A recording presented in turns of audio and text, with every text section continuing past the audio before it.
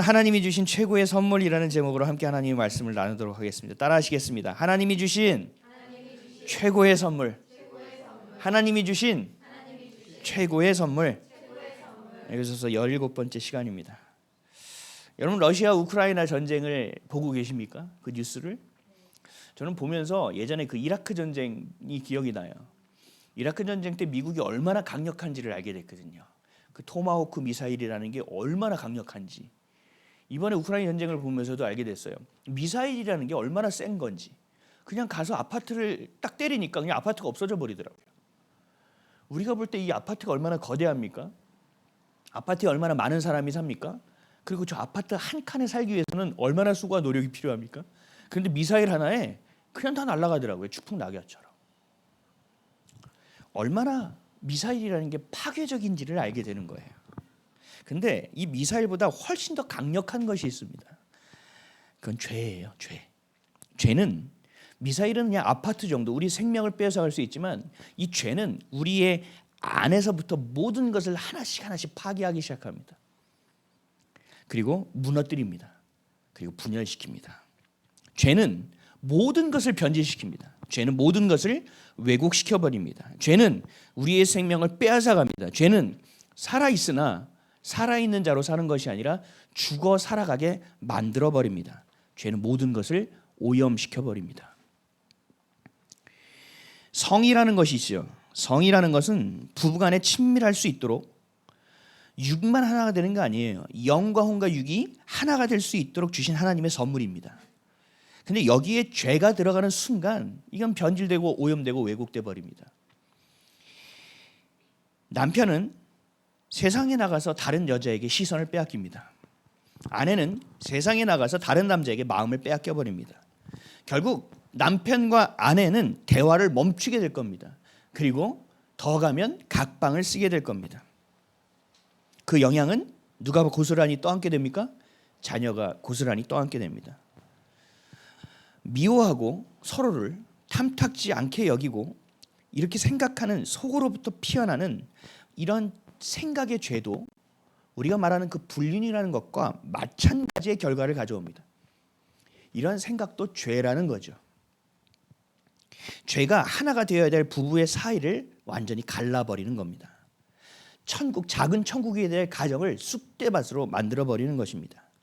부모와 자녀의 관계도 마찬가지예요. 동일해요. 사춘기가 되면 자녀들의 눈빛이 바뀌기 시작합니다.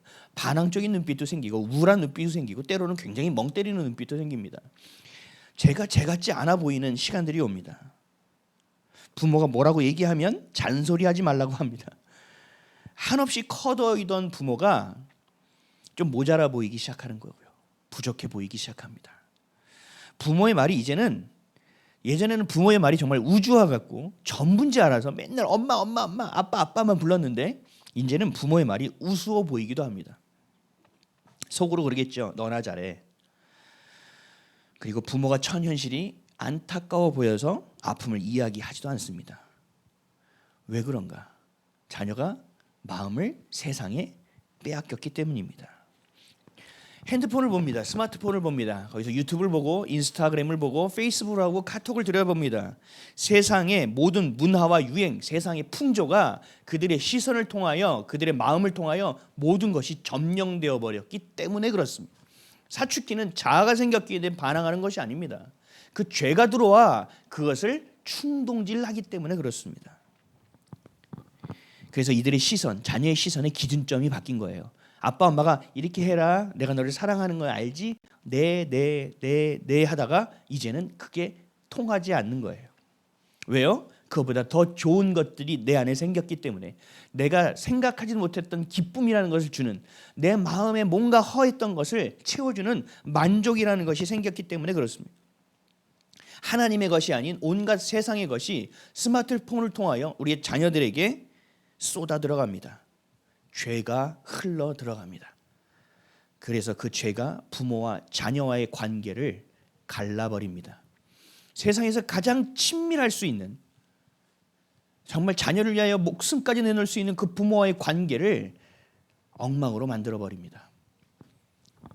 그래서 부모는 네 맘대로 해, 네 인생인데 자녀는 내 거니까 내 맘대로.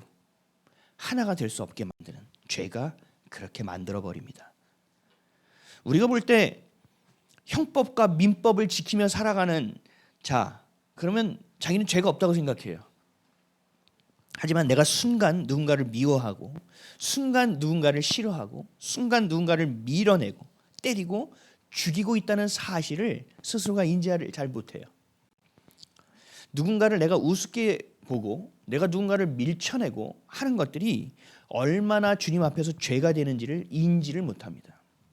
내가 무슨 죄를 얼마나 지었다고 그래. 1억을 횡령했으면 저 사람은 1,000억 원을 횡령했는데 1억은 아무것도 아니지. 저 사람은 1억을 횡령했는데 내가 횡령한 몇십만 원 가지고 이게 죄가 되겠어? 라며 합리화시키며 살아갑니다. 저 사람은 살인죄를 지었는데 나는 그냥 잠깐 생각으로 했는데 이게 뭘 죄라고 얘기해? 라고 생각한다는 거죠.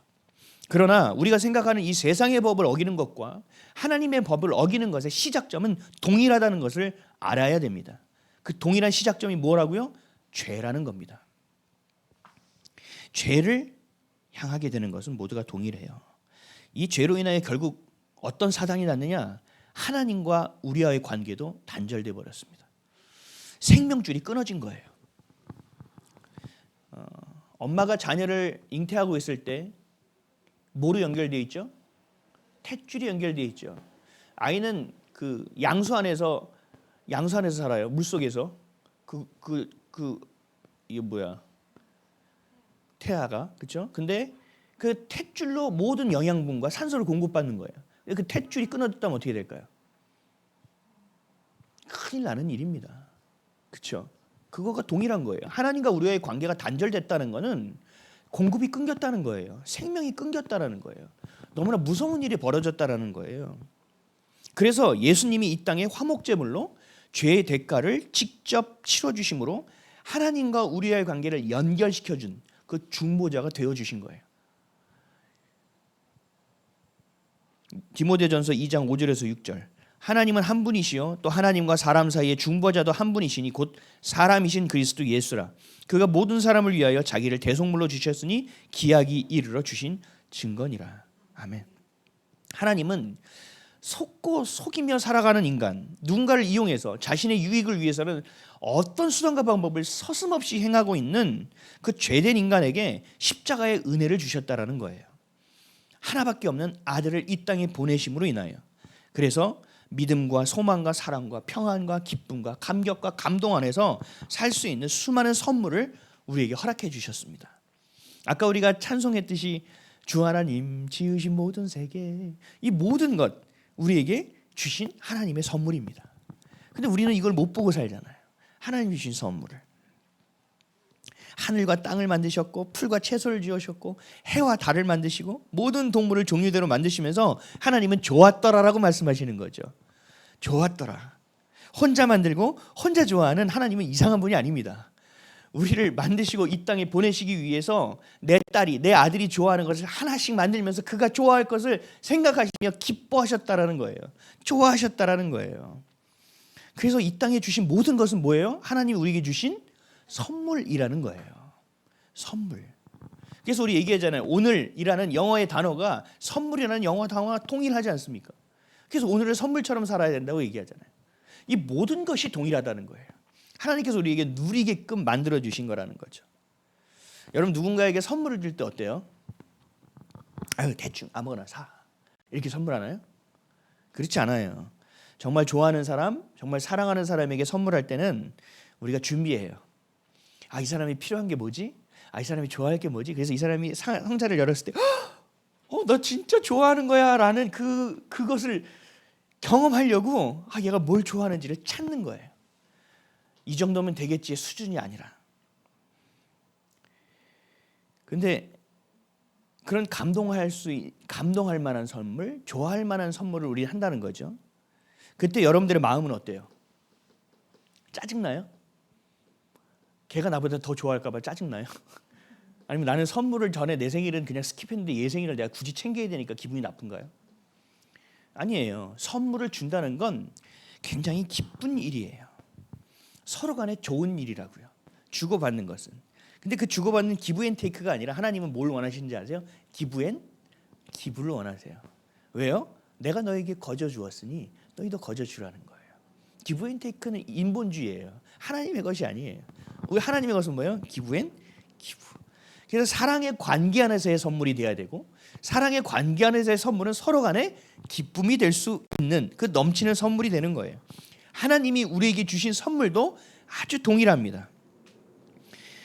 아주 동일해요. 다 선물로 주신 거예요. 근데 그 수많은 선물 중에 가장 최고의 선물은 뭐예요? 하나님 우리에게 주신 가장 최고의 선물은 뭐예요? 구원이라는 거예요. 구원. 내 죄를 해결해 주시기 위해서 이 땅에 오신 예수 그리스도, 그 십자가의 사랑, 그 하나님의 은혜. 죄로 인하여 죽을 수밖에 없는 나를, 죄의 대가를 지불하고 나를 사신, 그래서 나에게 자유를 선물하신 구원의 선물이 가장 큰 최고의 선물이라는 거예요. 로마서 3장 23절에서 24절. 모든 사람이 죄를 범하였음에 하나님의 영광에 이르지 못하더니 그리스도 예수 안에 있는 속량으로 말미암아 하나님의 은혜로 값없이 의롭다 하심을 얻은 자 되었느니라. 아멘. 우리는 죄 때문에요, 늘 추구하는 바가 있어요. 돈, 명예, 권력, 쾌락, 욕심, 탐욕, 인정받고 싶은 욕구, 이런 것에 매여 살아가는 존재일 수밖에 없어요. 근데 하나님이 이 죄를 끊어주시고, 하나님과 끊어졌던 관계가 예수 그리스도로 이름으로 연결됨을 통하여 우리에게 뭘 주셨어요? 자유를 주셨다라는 거예요. 그리고 그 무엇보다 가장 소중한 사랑을 주셨다는 거예요. 자유를 통하여 사랑할 수 있게 하셨다라는 거죠. 우리의 의지를 가지고 온전하고 순결하게 주님을 사랑할 수 있게 만드셨다는 거죠. 그래서 우리는 돈, 명예, 권력 이런 것을 향하여 가지 않아요. 우리는 뭘 향해 가요? 하나님이 주신 생명, 부르심, 삶의 이유, 목적, 방향, 비전, 하나님의 꿈을 향하여 우린 살아가는 인생이 된다는 거죠. 그래서 기뻐함으로, 열정적으로, 감사함으로 그 삶을 살아갈 수 있게 한 것, 이것이 바로 구원이라는 선물이라는 거죠. 8절입니다. 우리 8절, 오늘 보면 8절 다 같이 한번 읽을까요? 시작. 우리는 그 은혜에 의하여 믿음으로 말미암아 구원을 받았으. 이것은 너희에게서 난 것이 아니요 하나님의 선물이라. 아멘. 그 구원이라는 것이 우리에게 주신 하나님의 가장 큰 선물이라는 거예요. 제가 청년 시절에 인생을 좀 그만두고 싶었던 때가 있었어요. 숱하게 있었어요. 예수님을 믿는다고는 했지만 인격적으로 온전히 만나지 못했기 때문에 그냥 악으로 깡으로만 살던 시절이 있었어요. 꽤 긴 시절.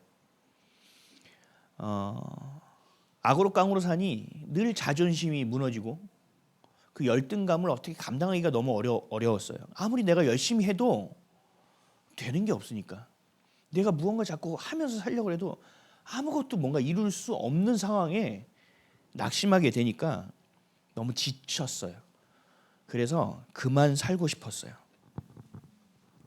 그만둬야지. 그 중에서도 가장 심각하고 가장 어려웠던 순간이 언제였냐면 직장에 들어갔을 때였어요. 직장에 들어갔으면 이제 그래도 좀 나아져야 되잖아요.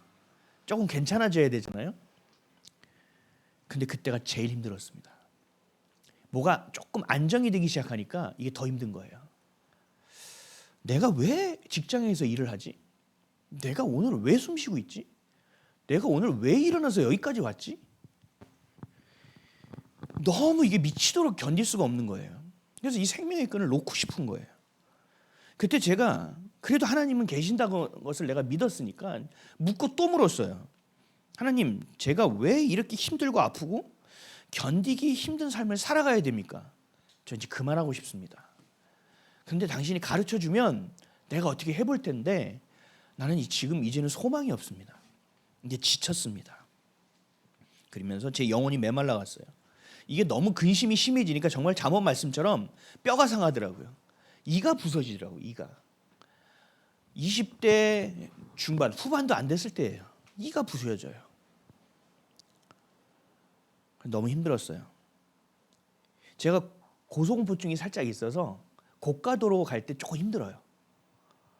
지금은 많이 좋아졌는데 고가도로가 올라갈 때 또 특히 좀 높은 고가도로 옆을 딱 보는 순간 온몸에서 땀이 날 정도로 살짝 그게 있어요. 근데 거기서 그냥 그만하고 싶더라고요. 이 정도의 생각이 들 정도로 제가 메말라갔어요. 너무 괴로웠어요. 그리고 나를 위해서 죽은 그 십자가의 사랑도 마음에 와닿지 않았어요. 그러던 중에 깨닫게 하신 게 있어요. 나를 살게 하신 이유가 분명히 있을 거다. 로마서 5장 7절에서 8절. 의인을 위하여 죽는 자가 쉽지 않고 선인을 위하여 용감히 죽는 자가 혹 있거니와 우리가 아직 죄인 되었을 때 그리스도께서 우리를 위하여 죽으심으로 하나님께서 우리에 대한 자기의 사랑을 확증하셨느니라. 아멘.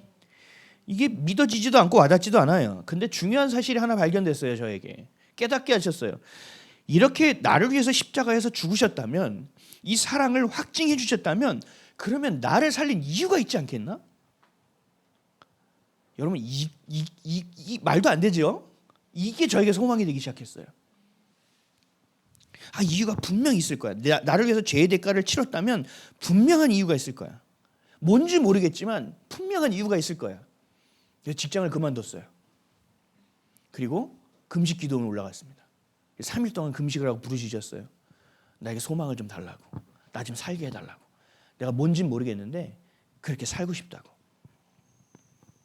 그리고 내려왔어요. 뭔가 응답이 있을 것 같은데 아무런 소식이 없어요. 그러다가 휴가를 얻은 것 같아서 너무 힘들게 살아왔는데 좀 좋았어요. 그러다가 보름이 지나고 한 달이 지나면서 통장에 돈은 없어지고 나가서 뭐 하나 사 먹을 수 있는 돈도 없어지기 시작했어요. 그러니까 이게 사람이 돈이 없으니까 불안해지기 시작한 거예요. 예수님이 없으니까. 그럼에도 답을 찾기 위해서 동문서주했어요. 이 아르바이트하고 저 아르바이트도 하면서 계속 기다렸어요. 하나님 소망, 나 부른 이유, 그 이유대로 살고 싶습니다. 어떤 응답도 없었고 생활비를 벌기 위해서 노가다를 했어요.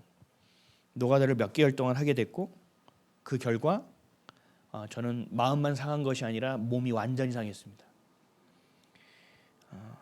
작은 언덕길을 올라갈 때도 한참 쉬었다 올라가야 됐어요. 숨이 쉬어지질 않아가지고 그때 살짝 부정맥 비슷한 것도 왔어요.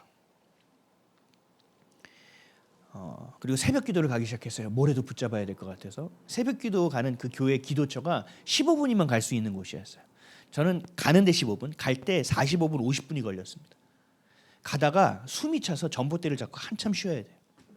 가다가 잠깐 앉아서 또 한참 쉬어야 돼요. 20대 후반의 나이에 몸이 완전히 맛이 갔어요. 그러면서 제가 기억이 나요. 그 전봇대에서 쉬면서 그 강아지 소변 냄새가 막 올라오는 거기서 전봇대를 붙잡고 새벽에 교회를 가다 말고 제가 이렇게 기도했어요. 주님, 전 능력도 없습니다. 변변한 것이 하나도 없습니다. 드릴 것이 없습니다. 그래서 몸이라도 드리고 싶은데 몸도 이래서 어떡합니까? 그래서 새벽 기도 가다가 전봇대 잡고 한참 울었어. 이때가 저의 기도가 완전히 바뀐 때입니다.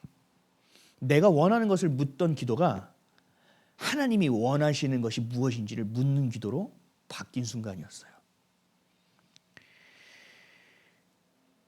저에게 가장 큰 선물을 받은 순간, 내가 하나님께 가장 큰 선물을 드린 순간이었어요. 그 나의 가장 처절한 순간이. 왜요? 내가 구원받을 자녀라는 사실을 아주 명확하게 안 순간이었고, 내가 하나님의 자녀로서의 정체성이 무엇인지를 깨닫게 된 순간이었어요. 죄를 향해서, 세상을 향해서 어떻게든 무너진 가정을 일으켜보려고 애쓰고 노력하고 악으로 깡을 살다가 자유함을 얻어 하나님께서 돌아서는, 하나님을 향하여 돌아서는 순간이었어요. 로마서 6장 1절에서 4절. 그런즉 우리가 무슨 말을 하리요? 은혜를 더하게 하려고 죄에 거하겠느냐? 그럴 수 없느니라. 죄에 대하여 죽은 우리가 어찌 그 가운데 더 살리요? 무릇 그리스도 예수와 합하여 세례를 받은 우리는 그의 죽으심과 합하여 세례를 받은 줄을 알지 못하느냐? 그러므로 우리가 그의 죽으심과 합하여 세례를 받음으로 그와 함께 장사되었나니 이는 아버지의 영광으로 말미암아 그리스도를 죽은 자 가운데서 살리심과 같이 우리로 또한 새 생명 가운데서 행하게 하려 하심이라. 아멘. 몸은 비록 병약해졌지만 죄로부터, 세상으로부터 해방되는 놀라운 순간이었습니다. 이 몸이 회복되기까지 정말 오랜 시간이 걸렸습니다. 그래서 내가 누구인지를 깨닫게 됐고, 이 모든 것이 기도의 제목이 되었습니다. 나를 향한 하나님의 부르심, 내가 숨쉬고 살아가는 이유가 목적이 분명히 있다라는 것이 더 선명하게 알게 됐습니다. 뭘 해야 되고 어디로 가야 되는지는 모르겠으나 내가 지금 숨쉬고 있는 이유가 무엇인지는 분명히 알게 됐다. 하나님이 분명히 이유가 있어 나를 숨쉬게 하고 이 땅에서 살게 하신다. 이런 상황과 환경을 주셨다라는 이유가 점점 선명해졌습니다.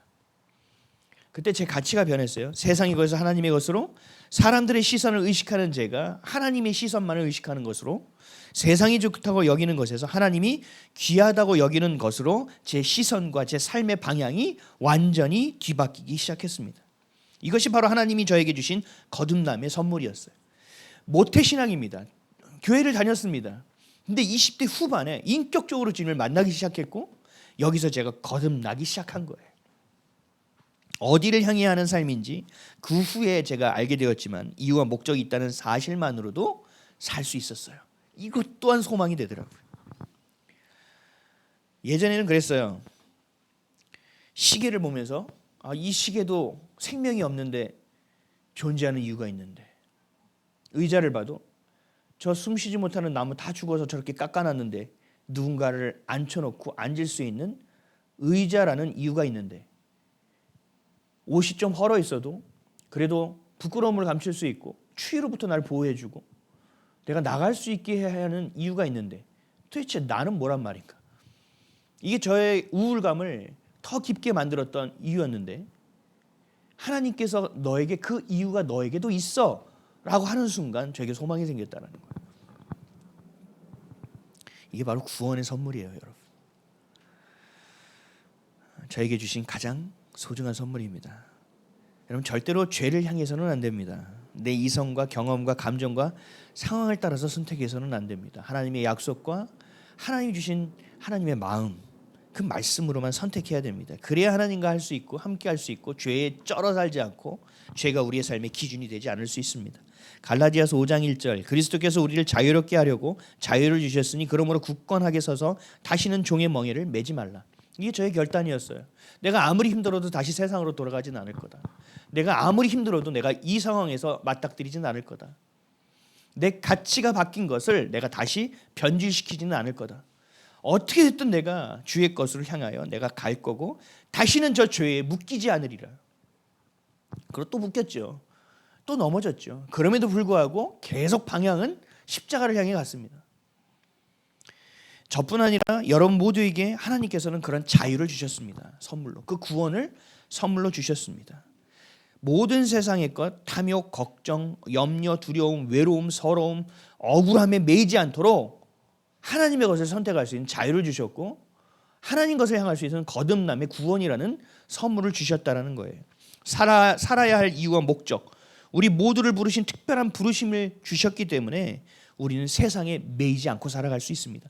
이것이 하나님께서 우리에게 주신 가장 놀라운 선물이라는 거예요. 그 자유를, 그 십자가에서 죽으심을 통해, 죄를 해결해 주심을 통해 이루어 주신 최고의 선물. 여기서 그치지 않죠. 보혜사 성령님을 보내주셨어요. 그래서 우리가 주님을 따라 살아갈 수 있는 힘, 그 능력, 그 가치, 그 시선, 중심을 주님께로 옮겨올 수 있도록 늘 도와주세요. 여러분, 이보다 더 큰 선물이 도대체 어디 있어요? 어찌 하나님의 이 선물을 세상의 것과 비교하고 세상의 것과 비교하여 재며 살아갑니까? 무엇을 선택할지 왜 고민합니까? 결국은 구원의 맛을 모른다는 얘기고 거듭나지 않았다는 것이고 하나님이 주신 자유의 맛을 온전히 취하지 못했다는 얘기밖에 안 돼요. 구원을 모른다는 얘기예요. 구원을 모르는 자인데 물어봐요. 구원 받으셨습니까? 네, 구원 받았습니다. 확신은 좋지만 우리가 갱신되어져야 되고 주님 앞에서 새로워짐을 날마다 경험할 수 있어야 된다. 오늘의 삶과 내일의 삶이 계속적으로 그 구원을 향한 여정이 되어져야 된다. 열매를 맺을 수 있는 버려지지 않는 과정이 되어져야 된다는 것입니다. 이렇게 큰 선물을 줬는데 우리가 기도할 때 어떻게 기도합니까? 주시옵소서. 이것도 주시옵소서. 저것도 주시옵소서. 뭔가 우리가 좀 난센스가 있지 않습니까? 이게 주셨잖아요. 그럼 그 주신 것 붙잡아야죠. 그 주신 것을 감사하고 그 주신 것에서 살 수 있는 삶을 살아내야죠. 근데 자꾸 달라고 그래요. 그리고 다른 사람에게 준 거를 이렇게 기웃거리면서 나보다 좀 좋은 것 같아. 저 사람 나보다 좀 더 큰 거 받은 것 같아. 저 사람 은사는 나보다 더 훌륭한 것 같아. 내 은사는 그냥 이렇게 있는 건데 저 사람 막 활동적이어서 인정도 받아. 이런 걸로 자꾸 비교하고 살아간다는 거예요. 교회 안에서조차도. 우리가 얼마나 많은 것에 속고 살아가고 있는가. 모든 것은 선물입니다. 그 합당한 것을 주신 겁니다. 그리고 그 선물을 자랑할 것이 아니에요. 내가 먼저 받은 것일 뿐. 그래서 하나님은 먼저 받은 자를 통하여 흘려보내서 또 다른 자에게 그 선물이 갈 수 있도록 원하십니다. 내가 적게 받았고 너는 많이 받았고가 아니에요. 9절 한번 읽을까요? 시작. 행위에서 난 것이 아니니 이는 누구든지 자랑하지 못하게 함이라. 아멘. 죽음에서 생명으로 옮겨온 선물보다 더 가치 있는 게 어디 있어요? 세상에 수많은 가치 있는 것 중에 생명보다 더 가치 있는 게 있습니까? 없잖아요. 근데 어떻게 감히 하나님이 주신 구원이라는 선물과 세상의 것을 비교할 수 있냐는 거예요. 그리고 자랑할 수 있겠냐는 거죠.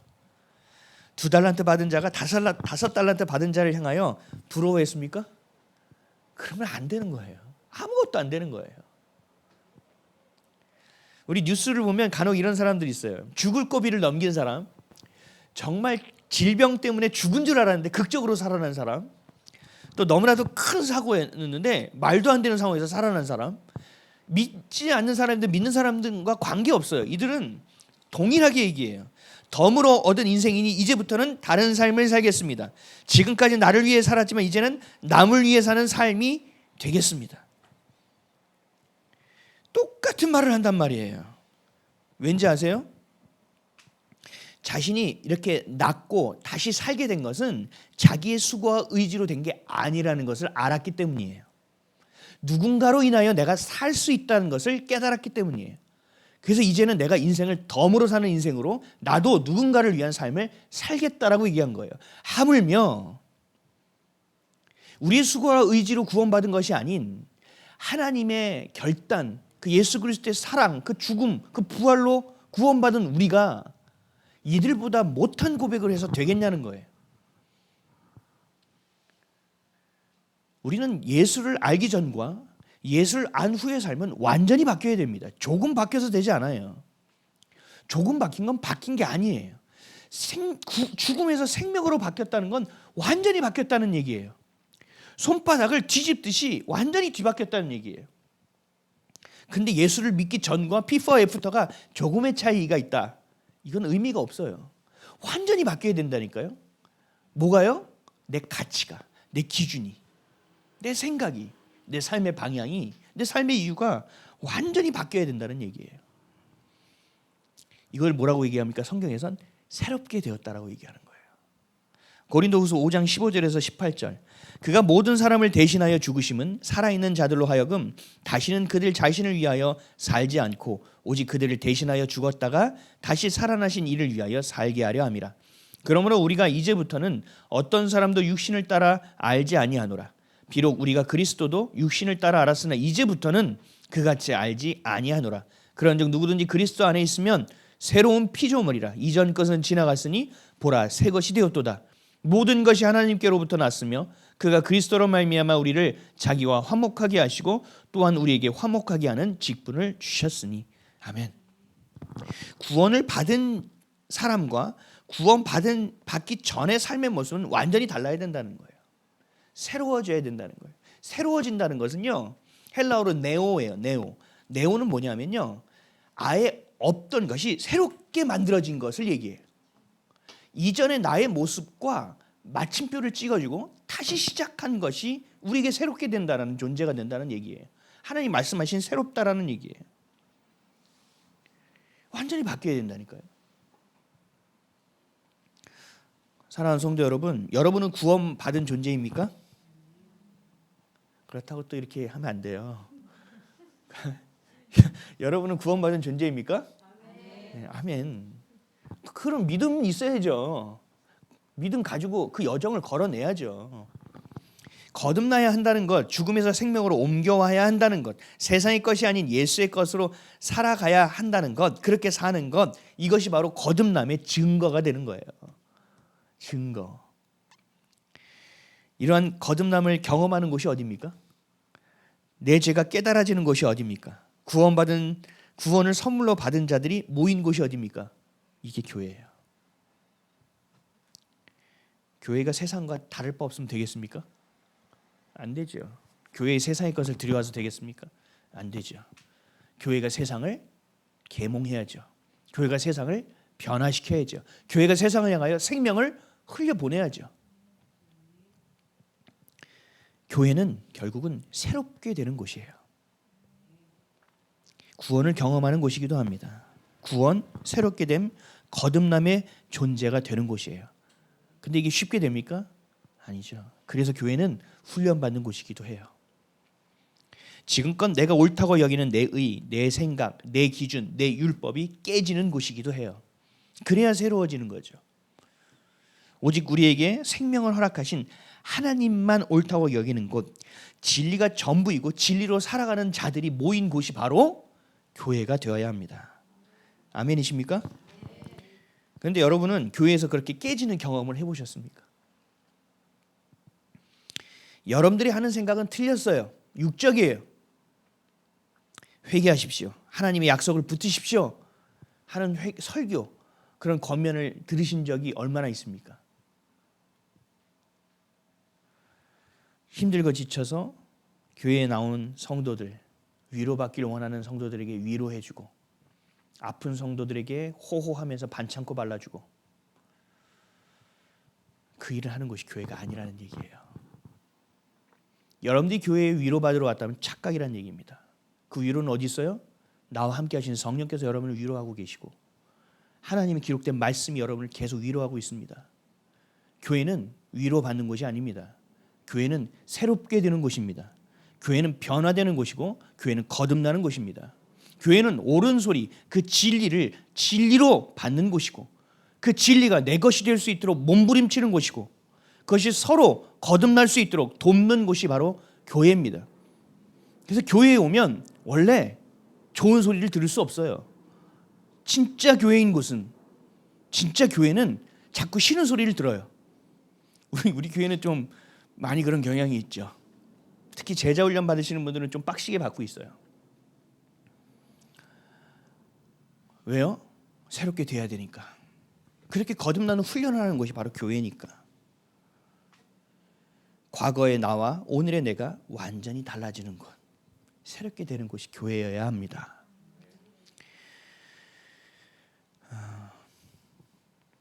그래서 안타까워요. 제가 개척하기 전에 이런저런 교회들을 많이 다녔는데 거의 다 이랬어요. 위로하고 반창고를 발라주는 것만 끝났어요. 좋은 생각을 하라고. 그게 끝이에요. 물론 다 그런 건 아니에요. 근데 교회는 그렇지 않아요, 여러분.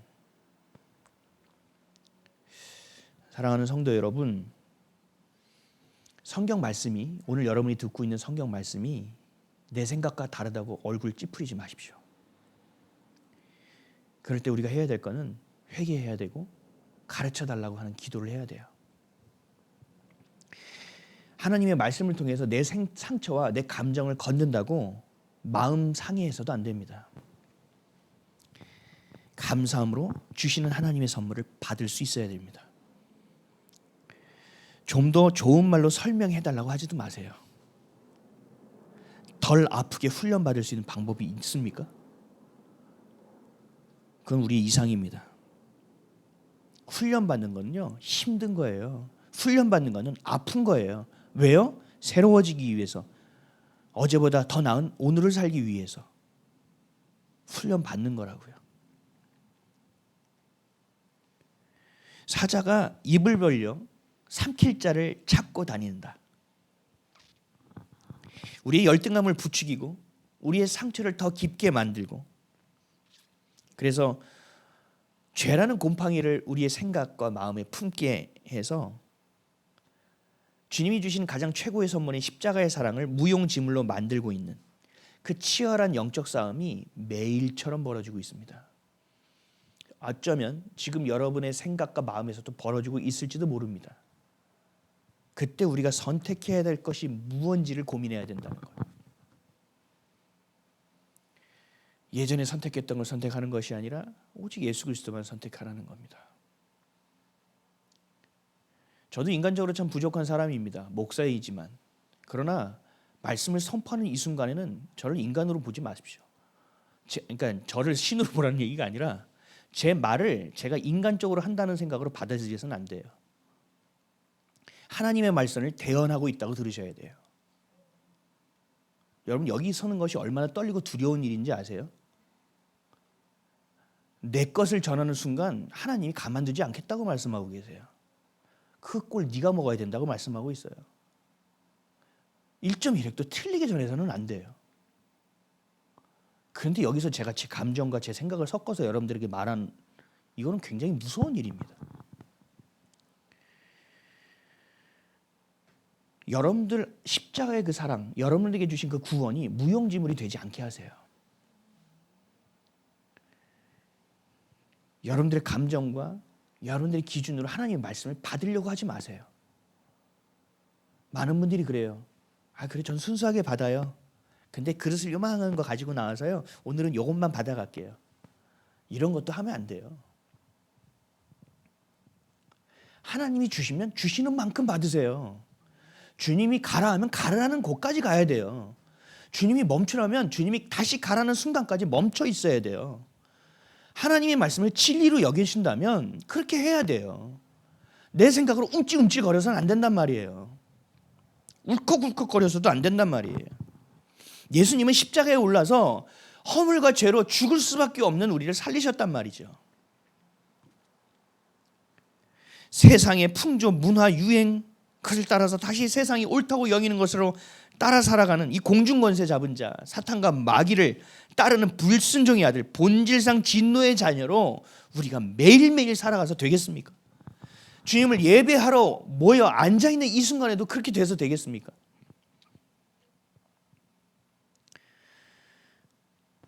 세상에서 옳다고 하는 것을 언제까지 하나님의 선물과 비교하고 있겠습니까? 우리는 오직 성경에서 말씀하고 있는 진리를 따라가면 됩니다. 가끔은 헷갈려요. 세상에서 말하는 것과 하나님이 말하는 것이 헷갈려요. 언제는 하나님의 것과 세상이 말하는 것이 동일할 때도 있거든요. 근데 그것을 까서 안으로 들어가면 그렇지 않습니다. 그 동기는 다릅니다.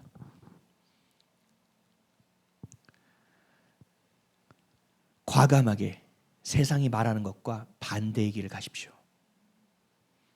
예수님이 가신 그 길을 따라 걸으십시오. 이게 구원을 이루는 길이에요. 그래서 말씀하셨죠. 예수를 따르는 자들은 세상이 미워한다고. 세상이 미움을 받을 수밖에 없다. 왜? 네가 예수를 따르니까. 이것으로 우리가 증명되어야 돼요. 세상과 반대의 길을 가세요. 아멘이십니까? 그보다 더 정확할 수 없어요, 여러분. 아니에요. 이렇게 보면요. 이것도 맞은 것이 있어요. 아니라니까요. 그 동기는 절대 그렇지 않다니까요. 동기가 그렇지 않다는 건요. 방향성이 다르다는 얘기예요. 방향성이 비슷한 것 같아요? 아니라니까요. 다들 보면 결이 좀 비슷한 것 같으니까 가려고요. 아니요. 방향이 다르다니까요.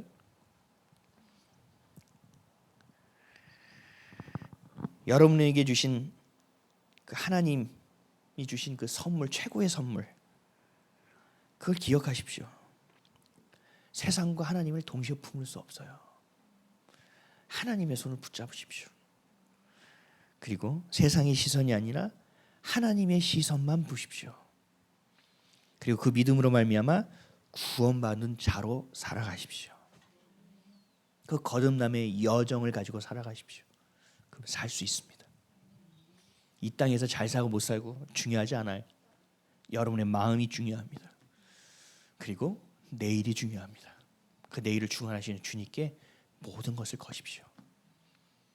그리고 썩어질 것이 아니라 영원한 것을 향하여 여러분의 시선과 중심과 마음을 두십시오. 내가 지금까지 살아왔던 방식으로 아무것도 안 됩니다.